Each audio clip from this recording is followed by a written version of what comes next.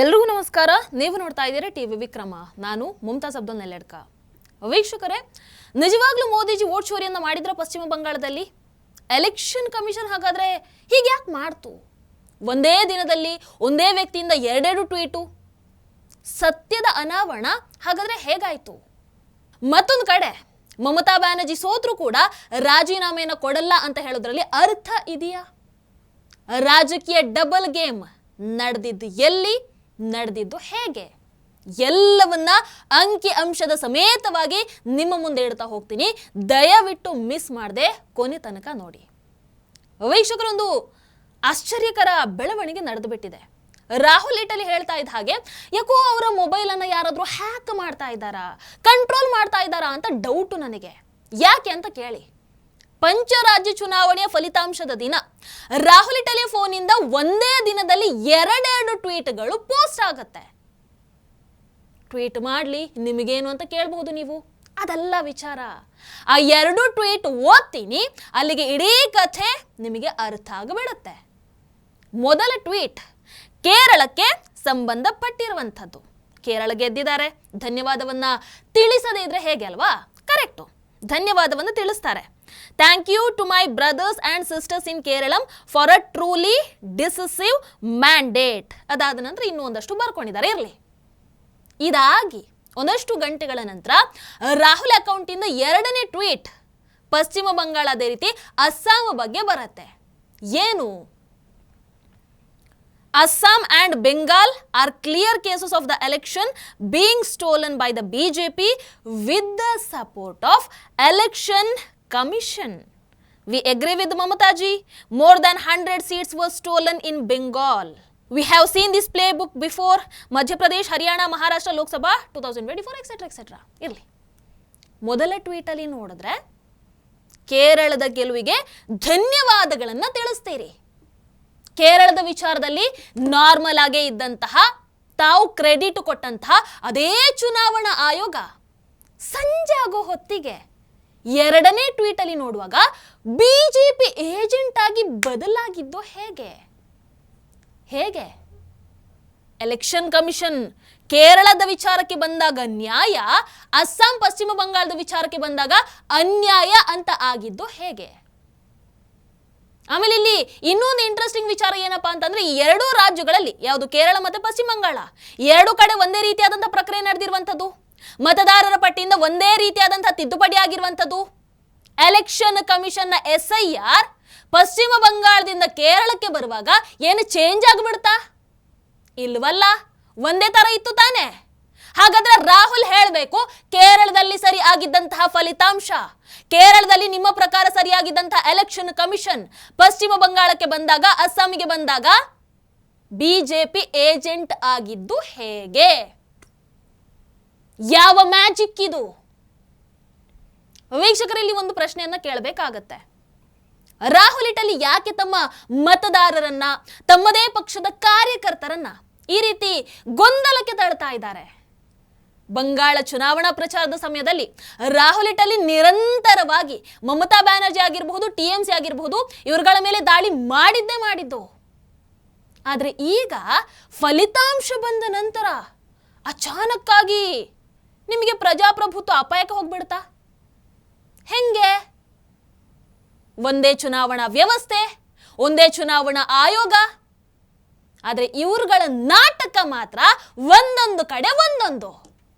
ಯಾಕೆ? ಹೇಗೆ? ಉತ್ತರ ಬೇಕಲ್ವಾ? ವೀಕ್ಷಕರೇ, ನಿಜವಾಗ್ಲೂ ಪಶ್ಚಿಮ ಬಂಗಾಳದಲ್ಲಿ ರಾಹುಲ್ ಇಟಲಿ ಹೇಳ್ತಾ ಇರೋ ಹಾಗೆ, ಅಥವಾ ಮಮತಾ ಬ್ಯಾನರ್ಜಿ ಹೇಳ್ತಾ ಇರೋ ಹಾಗೆ, ಅಥವಾ ಕಾಂಗ್ರೆಸ್ನ ಎಲ್ಲರೂ ಹೇಳ್ತಾ ಇರೋ ಹಾಗೆ, ಬಿಜೆಪಿ ಚುನಾವಣಾ ಆಯೋಗದ ಸಹಾಯದಿಂದ, SIR ವೋಟ್ ಡಿಲೀಷನ್ ಇಂದ ಗೆದ್ದಿರೋದು ಹೌದಾ? ಅಲ್ಲಿ TMCಗೆ ಇವ್ರುಗಳು ಹೇಳ್ತಾ ಇರೋ ಹಾಗೆ ಅನ್ಯಾಯ ಆಗಿದೆಯಾ? ನಾನ್ ಹೇಳ್ತೀನಿ ಬನ್ನಿ. ಪಶ್ಚಿಮ ಬಂಗಾಳದ ಒಟ್ಟು ವಿಧಾನಸಭಾ ಕ್ಷೇತ್ರ 294. ಸರ್ಕಾರವನ್ನ ರಚಿಸೋದಕ್ಕೆ ಬೇಕಾಗಿರುವಂತಹ ಮ್ಯಾಜಿಕ್ ನಂಬರ್ 148, 148. ಬಿಜೆಪಿ ಎಷ್ಟು ಗೆದ್ದಿದೆ? 207. TMC ಎಷ್ಟು ಗೆದ್ದಿದೆ? 80. ಕಾಂಗ್ರೆಸ್ 2 ಗೆದ್ದಿದೆ. CPIM 1 ಸೀಟ್ ಗೆದ್ದಿದೆ. ಈಗ SIR ವಿಚಾರಕ್ಕೆ ಬರೋಣ. ನೋಡಿ, SIR ಪ್ರಕ್ರಿಯೆಗೂ ಮುನ್ನ ಒಟ್ಟು ಮತದಾರರ ಸಂಖ್ಯೆ ಇದ್ದಂಥದ್ದು 7,67,37,529. SIR ಮೂಲಕ 91,02,577 ಫೇಕ್ ವೋಟರ್ಸ್ಗಳನ್ನು ತೆಗೆದು ಹಾಕಿದ್ರು. ಸೊ ಅದಾದ ನಂತರ ಒಟ್ಟು ಮತದಾರರ ಸಂಖ್ಯೆ 6,82,51,008 ಮತದಾರರು. ಇಲ್ಲಿ SIR ಪ್ರಕ್ರಿಯೆಯಲ್ಲಿ ಡಿಲೀಟ್ ಆಗಿರುವಂತಹ ಕ್ಷೇತ್ರಗಳಲ್ಲಿ, ಅಂದ್ರೆ ಅತೀ ಹೆಚ್ಚು ಡಿಲೀಟ್ ಆಗಿರುವಂತಹ ಕ್ಷೇತ್ರಗಳಲ್ಲಿ ಏನಾಗಿದೆ, ಅಲ್ಲಿ ಫಲಿತಾಂಶ ಹೇಗೆ ಬಂದಿದೆ ಅಂತ ನೋಡಿದ್ರೆ, ಫಸ್ಟಿಗೆ ಶಂಷೇರ್ಗಂಜ್ ಅತಿ ಹೆಚ್ಚು ವೋಟರ್ಸ್ ಡಿಲೀಟ್ ಆಗಿರುವಂಥದ್ದು SIR ಅಲ್ಲಿ 74,775. ಅಂಡ್ ಆ ಕ್ಷೇತ್ರದಲ್ಲಿ ಗೆದ್ದಿದ್ದು ಯಾರು? TMC.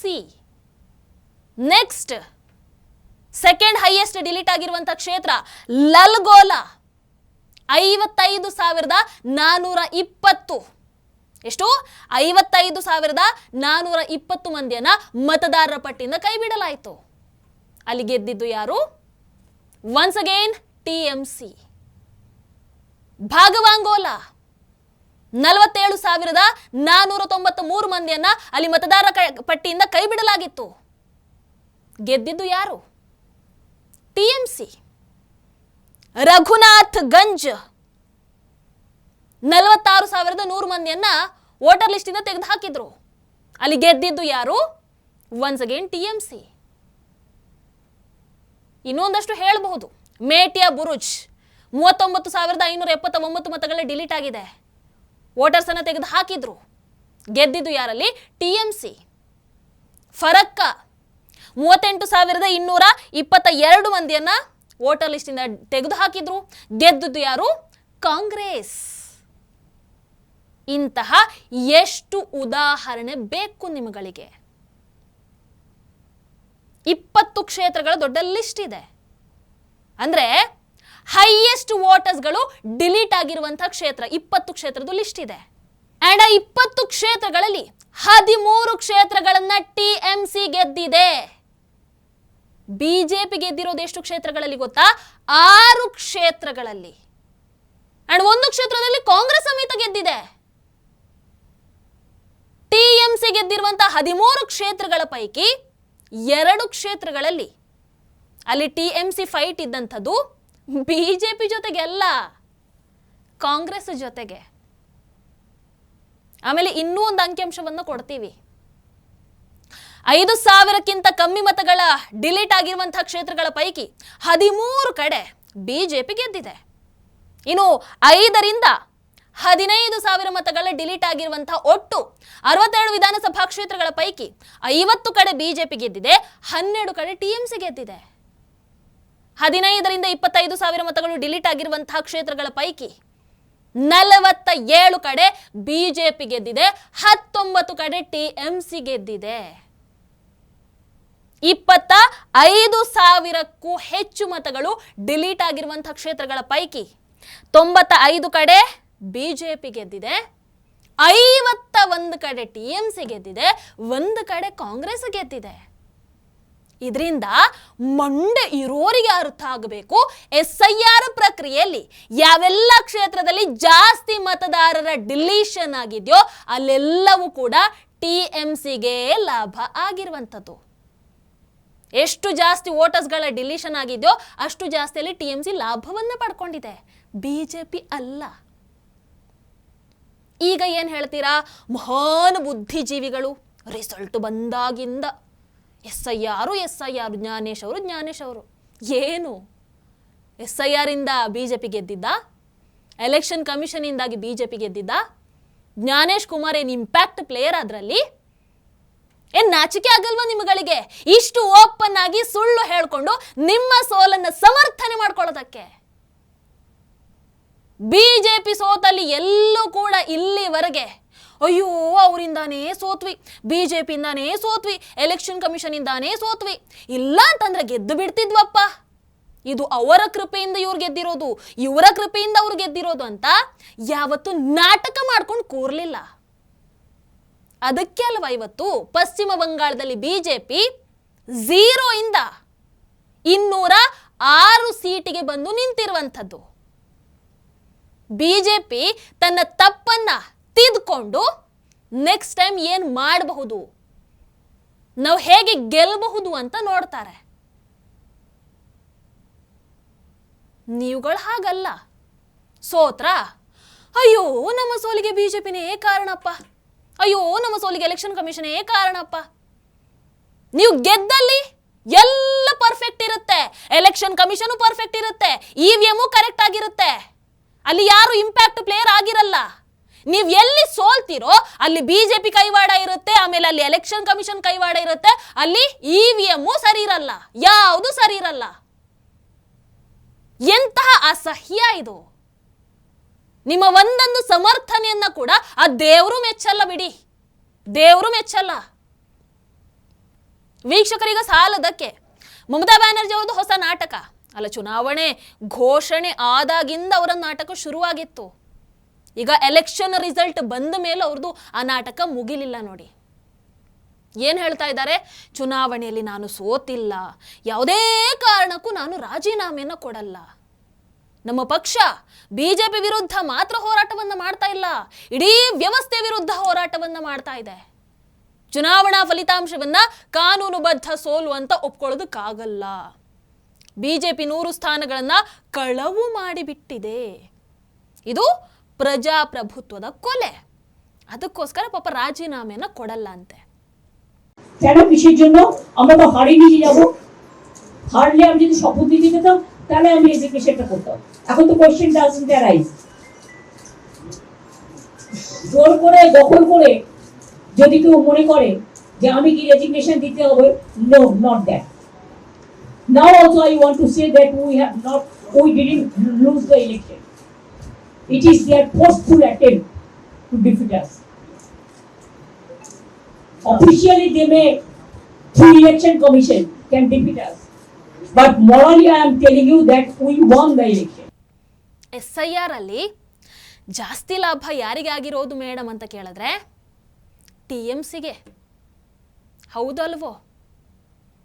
ಈಗ 15 ವರ್ಷ ಕೆಟ್ಟ ಆಡಳಿತವನ್ನು ಕೊಟ್ಟಿದ್ದು ಸಾಕಾಗ್ಲಿಲ್ಲ ಅಂತ ಸೋತ ಮೇಲೂ, ತನ್ನ ಅಹಂಕಾರಕ್ಕೆ ಜನ ಪೆಟ್ಟು ಕೊಟ್ಟ ಮೇಲೂ ನನಗೆ ಅಧಿಕಾರ ಬೇಕು ಅಂತ ಇಂತಹ ವ್ಯರ್ಥ ಪ್ರಯತ್ನವನ್ನು ಯಾಕೆ ಮಾಡ್ತಾ ಇದ್ದಾರೆ ಅಂತ ಅರ್ಥ ಆಗ್ತಾ ಇಲ್ಲ. ಅಂಡ್ ಇದರಿಂದ ಏನ್ ಸಿಗುತ್ತೆ ಅಂತಾನೂ ಗೊತ್ತಿಲ್ಲ. ವೀಕ್ಷಕರ, ಮತ್ತೊಂದು ಕಡೆ ಒಂದು ಘಟನೆಯನ್ನು ನೀವು ಗಮನಿಸಬೇಕು. ರಾಹುಲ್ ಇಟಲಿ ಅವರು ಅದೇನೋ ಪಶ್ಚಿಮ ಬಂಗಾಳದಲ್ಲಿ TMCಗೆ ಅನ್ಯಾಯ ಆಗಿದೆ ಹಾಗೆ ಹೀಗೆ ಅಂತ ಏನೋ ಅಳ್ತಾ ಇದ್ದಾರಲ್ವಾ. ಕರಿಂಪೂರಿ ಅಲ್ಲಿ ಕಾಂಗ್ರೆಸ್ ಪಕ್ಷದ ಕಚೇರಿಯನ್ನ ಇಷ್ಟು ವರ್ಷ TMC ಹಿಡಿದಿಟ್ಕೊಂಡಿತ್ತು.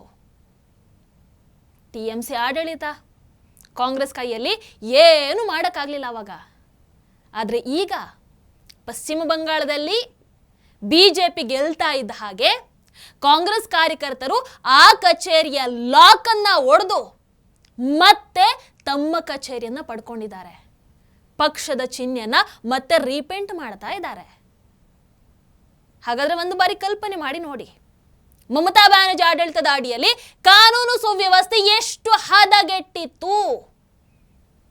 ಒಂದು ಪಕ್ಷದ ಕಚೇರಿಯನ್ನ ಮತ್ತೆ ಪಡ್ಕೊಳ್ಳೋದಕ್ಕೆ ಕಾಂಗ್ರೆಸ್ಸಿಗೆ ಮೋದಿಜಿ ಸರ್ಕಾರನೇ ಬರಬೇಕಾಯ್ತು ಅಂತ ಅಂದ ಮೇಲೆ ನೀವುಗಳು ಏನ್ರಪ್ಪ ಹೇಳೋದು? ಅಂಡ್ ರಾಹುಲ್ ಇಟಲಿ ಇಷ್ಟೆಲ್ಲ ಅನ್ಯಾಯ ಆಗಿದ್ರು ಕೂಡ ಈಗ TMC ಪರವಾಗಿ ಮಾತಾಡ್ತಾರ. ಚುನಾವಣಾ ಪ್ರಚಾರದ ಸಮಯದಲ್ಲಿ ಅಷ್ಟೆಲ್ಲ ಬೈತಾ ಇದ್ರು, ಗೊತ್ತಿಲ್ಲ. ಅಂಡ್ ಅದಕ್ಕಿಂತ ಮುಖ್ಯವಾಗಿ ರಾಹುಲ್ ಇಟಲಿ ಅವರು ಆಕ್ಚುಲಿ ಪಶ್ಚಿಮ ಬಂಗಾಳ ಚುನಾವಣಾ ಪ್ರಚಾರದ ಸಮಯದಲ್ಲಿ ಇಲ್ಲಿ ಇರಲೇ ಇಲ್ಲ, ಪಶ್ಚಿಮ ಬಂಗಾಳಕ್ಕೆ ಹೋಗ್ಲೇ ಇಲ್ಲ. ಅದೆಲ್ಲೋ ನಿಕೋಬಾರಿಗೆ ಹೋಗಿದ್ರು, ಏನೋ ಚೈನಾಗೆ ಸಹಾಯ ಮಾಡೋದಕ್ಕೆ ಅಂತ ಹೇಳ್ತಾರೆ, ಗೊತ್ತಿಲ್ಲ. ಅಂಡ್ ಈಗ ಬಂದು ಮಮತಾ ಬ್ಯಾನರ್ಜಿ ಅವರಿಗೆ ಅನ್ಯಾಯ ಆಗಿದೆ ಅಂತ ಹೇಳ್ತಾ ಇದ್ದಾರೆ. ಏನೋಪ್ಪ, ಇವತ್ತು TMC ಅಧಿಕಾರ ಕಳ್ಕೊಂಡ ಮೇಲೆ ಅಲ್ಲಿನ ಜನ ಎಷ್ಟು ಖುಷಿಯಾಗಿದ್ದಾರೆ ಅಂತಂದರೆ ಬಹಳಷ್ಟು ಕ್ಲಿಪ್ಗಳು ನಿಮಗೆ ಸೋಷಿಯಲ್ ಮೀಡಿಯಾದಲ್ಲಿ ಸಿಗುತ್ತೆ, ನೋಡಿರ್ತೀರ ನೀವು. ಪಶ್ಚಿಮ ಬಂಗಾಳದ ಅಸಾನ್ಸೋಲ್ ದುರ್ಗಾದೇವಿ ದೇವಸ್ಥಾನ ಇವತ್ತು ಓಪನ್ ಆಗಿದೆ. ಓಪನ್ ಆಗಿ ದೇವಿಗೆ ಪೂಜೆಯನ್ನು ಮಾಡ್ತಾ ಇದ್ದಾರೆ. ಬಹಳ ಪ್ರಸಿದ್ಧ ದೇವಸ್ಥಾನ ಅದು, ಬಹಳ ಪ್ರಸಿದ್ಧ ದೇವಸ್ಥಾನ. ಸುತ್ತಮುತ್ತ ಹಿಂದೂಗಳೇ ಹೆಚ್ಚು ಇರುವಂತಹ ಪ್ರದೇಶ ಅದು. ಆದರೂ ದಶಕಗಳ ಕಾಲ ಆ ದೇವಸ್ಥಾನವನ್ನು ಮುಚ್ಚಿಡಲಾಗಿತ್ತು. ವರ್ಷಕ್ಕೆ ಒಂದೇ ಒಂದು ಸರ್ತಿ ಆ ದೇವಾಲಯವನ್ನ ಓಪನ್ ಮಾಡೋದಕ್ಕೆ ಅವಕಾಶ ಕೊಡಲಾಗಿತ್ತು. ಯಾಕೆ ಅಂತ ಕೇಳಬೇಡಿ, ಇದ್ದದ್ದು ಯಾರು? ಮಮತಾ ಬ್ಯಾನರ್ಜಿ. ಅಲ್ಲಿನ ಹಿಂದೂ ವಿರೋಧಿ ಆಡಳಿತ, ಅಲ್ಲಿನ ದಬ್ಬಾಳಿಕೆಯ ರಾಜ್ಯಭಾರಕ್ಕೆ ಇದಕ್ಕಿಂತ ದೊಡ್ಡ ಉದಾಹರಣೆ ನಿಮಗೆ ಬೇಕಾ? ಈಗ ಬಿಜೆಪಿ ಗೆಲುವು ಸಾಧಿಸಿದ್ದೇ ತಡ. ಸೂರ್ಯೋದಯ ಆಗ್ತಾ ಇದ್ದ ಹಾಗೆ ದುರ್ಗಾ ದೇವಸ್ಥಾನದ ಬಾಗಿಲು ಓಪನ್ ಆಯಿತು. ಹಿಂದೂಗಳು ಬಹಳ ಸಂಭ್ರಮದಿಂದ, ಸಡಗರದಿಂದ, ಭಕ್ತಿಯಿಂದ ಪೂಜೆಯನ್ನ ಮಾಡ್ತಾ ಇದ್ದಾರೆ. ಬದಲಾಗ್ತಾ ಇದೆ ಪಶ್ಚಿಮ ಬಂಗಾಳ. ಈಗ ಬದಲಾಗ್ತಾ ಇದೆ ಅಂತ ಹೇಳೋದಕ್ಕಿಂತ ಜನರಿಗೆ ಸ್ವಾತಂತ್ರ್ಯ ಸಿಗ್ತಾ ಇದೆ, ನೆಮ್ಮದಿಯಿಂದ ಉಸಿರಾಡ್ತಾ ಇದ್ದಾರೆ. ಅಂಡ್ ಇಂಥ ನೂರಾರು ಉದಾಹರಣೆ ನಿಮಗೆ ಸಿಗ್ತಾ ಹೋಗುತ್ತೆ, ನೂರಾರು ಉದಾಹರಣೆ ಸಿಗುತ್ತೆ. ನಾನು ಒಂದೇ ಅನ್ಕೊಳ್ಳೋದು ಇವೆಲ್ಲವನ್ನು ನೋಡುವಾಗ, ಅದೀದಿ ಆಡಳಿತ ಅದೆಷ್ಟು ಕ್ರೂರತನದಿಂದ ಕೂಡಿತ್ತು ಹಾಗಾದ್ರೆ ಅಂತ. ಎಷ್ಟು ಕ್ರೂರತೆ ಇದ್ದಿರಬಹುದು. ಅಲ್ಲಿನ ಜನ ನಿಜಕ್ಕೂ ಗ್ರೇಟ್. ಅಂದರೆ ಹಿಂದೂಗಳಾಗಿರಬಹುದು, ಬಿಜೆಪಿ ಕಾರ್ಯಕರ್ತರಾಗಿರ್ಬಹುದು, ಅವ್ರು ನಿಜಕ್ಕೂ ಗ್ರೇಟ್. ಇಷ್ಟೆಲ್ಲ ಅನ್ಯಾಯಗಳನ್ನು ಸಹಿಸಿಕೊಂಡು, ಅಷ್ಟೆಲ್ಲ ನೋವಿದ್ರೂ ಕೂಡ ಇಲ್ಲ, ಒಂದಲ್ಲ ಒಂದು ದಿನ ಬಿಜೆಪಿ ಬಂದೇ ಬರುತ್ತೆ, ನಮ್ಮ ಕಷ್ಟಗಳೆಲ್ಲೂ ಕೂಡ ಪರಿಹಾರ ಆಗತ್ತೆ ಅಂತ ಅದಕ್ಕೋಸ್ಕರ ಕೆಲಸವನ್ನ ಮಾಡಿ ತಾಳ್ಮೆಯಿಂದ ಕಾದ್ರಲ್ವಾ, ನಿಜಕ್ಕೂ ಗ್ರೇಟ್ ಅವರೆಲ್ಲರೂ ಕೂಡ. ಹಾಗಾಗಿ ವೀಕ್ಷಕರೀಗ ಉಳ್ಕೊಂಡಿರುವಂತಹ ಪ್ರಶ್ನೆ ಒಂದೇ, SIR ನಿಜವಾಗ್ಲೂ ಬಿಜೆಪಿಗೆ ಸಹಾಯವನ್ನ ಮಾಡ್ತಾ, ಎಲೆಕ್ಷನ್ ಕಮಿಷನ್ ನಿಜವಾಗ್ಲೂ ಬಿಜೆಪಿಗೆ ಸಹಾಯವನ್ನ ಮಾಡ್ತಾ, ಅಥವಾ ಇದು TMC ಹಾಗೆ ಕಾಂಗ್ರೆಸ್ ಇದು ಸೋಲಿಗೆ ಕಾರಣ ಹುಡುಕುವಂತ ಇನ್ನೊಂದು ನಾಟಕನ? ತಾನು ಸೋತ್ರೂ ಕೂಡ ರಾಜೀನಾಮೆ ಕೊಡಲ್ಲ ಅಂತ ಹೇಳ್ತಾ ಇರುವಂತಹ ಮಮತಾ ಬ್ಯಾನರ್ಜಿ, ಇದು ಜನರ ತೀರ್ಪಿಗೆ ಅವರು ಮಾಡ್ತಾ ಇರುವಂತಹ ಅವಮಾನ ಅಂತ ಕರಿಬಹುದಾ? ಕೊನೆಗೆ ಒಂದೇ ಒಂದು ಸತ್ಯ ಉಳ್ಕೊಳ್ಳೋದು, ಜನರ ತೀರ್ಪೇ ಅಂತಿಮ. ಡಬಲ್ ಸ್ಟ್ಯಾಂಡರ್ಡ್ ರಾಜಕೀಯ ಹೆಚ್ಚು ದಿನ ನಡೆಯಲ್ಲ, ಅದು ಉಳಿಯಲ್ಲ. As simple as it is, ಅಷ್ಟೇ. ಟಿವಿ ವಿಕ್ರಮ, ದೇಶ ನಿಮ್ಮ ಕೈಯಲ್ಲಿ. ಈ ಕಾರ್ಯಕ್ರಮ ನಿಮಗೆ ಇಷ್ಟ ಆಗಿದ್ದಲ್ಲಿ ಲೈಕ್, ಶೇರ್ ಹಾಗೂ ಕಮೆಂಟ್ ಮಾಡಿ. ಟಿವಿ ವಿಕ್ರಮದ ಕಾರ್ಯಕ್ರಮಗಳನ್ನು ನಿರಂತರವಾಗಿ ವೀಕ್ಷಿಸಲು ಸಬ್ಸ್ಕ್ರೈಬ್ ಮಾಡಿ, ಬೆಲ್ ಐಕನ್ ಒತ್ತಿ.